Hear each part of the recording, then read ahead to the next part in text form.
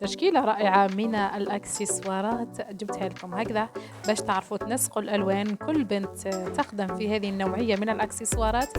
هذه مجموعة من الأكسسوارات انتقيتها لكم بكل عناية. أكملوا الفيديو الأخير ومدونا رأيكم في التعليقات، واشتركوا في القناة إن لم تشتركوا بعد.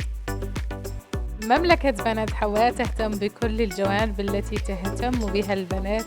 إن شاء الله تعجبكم، تستفادوا من هذه الموديلات. أترككم في رعاية الله وحفظه.